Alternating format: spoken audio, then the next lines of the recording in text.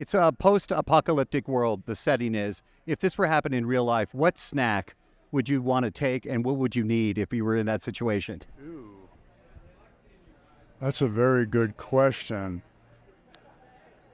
I think I would probably have a lot of canned lentils. It's like a high protein, low fat, vegan kind of snack that's a superfood, and if you can put a little pesto sauce on it, I think it would be very life sustaining and fortifying.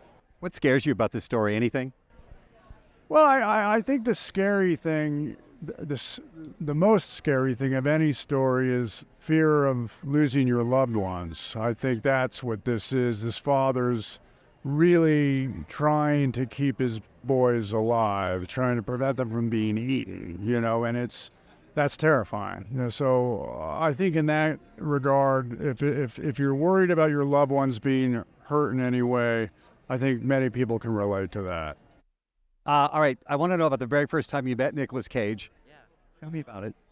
Oh, man. Well, we had this one scene where my character fashions this, he makes this vehicle, this kind of RV that he doesn't tell his family about, but it kind of symbolizes them wanting to, him trying to, being 16 and getting that freedom of buying a car for the first time and leaving your parents home. It's that, but he's making it and he's in an apocalypse. And so, anyways, I'm driving this RV, and my first scene with Nick was driving lessons with him. And I just remember being on this beautiful hill, looking out onto the ocean, and the cloud. It's just a gorgeous view. And I was sitting next to him. I didn't know what to say, but I don't want to bother him too. But I was looking out, and I was like, "Wow, it's beautiful." And he turns and he was like, "That is beautiful." He's like, "Sometimes moments like this, they make you feel fortunate to be alive." And I was like, "Wow, that's gorgeous. Where'd that come from?" I'm like, that sounds like a movie, like a little line from a movie. It was beautiful. There's got to be a behind-the-scenes story with the cast, Nicolas Cage story that you could share with us that we may not know already while working on this film. Well, there's one great moment we had.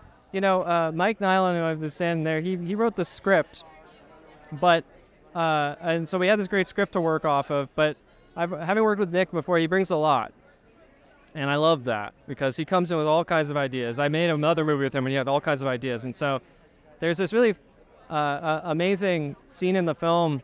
They're sitting having dinner, the family, and Nick picks up a knife, and he goes, "Are we not men?" And he stabs the knife into the table. It's in the trailer, actually. And then his kids do it, too.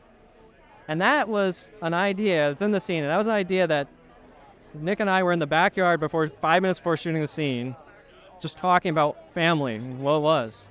And that just came from him. That was just completely his idea. It wasn't in the script, nothing. And it's one of my favorite things in the movie. And it's just this moment where, as a father, he just kind of unites his kids around, that there are these three guys alone in the world. And so, yeah, that's the great thing about Nick is, he just brings all these beautiful ideas, and you're crazy not to get them in there, What scares you about this story?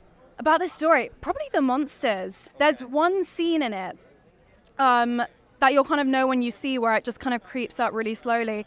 And I think they did such a good job that it was just they're really believable and really terrifying. So that's probably what scares me the most. Only on the Backstage Experience.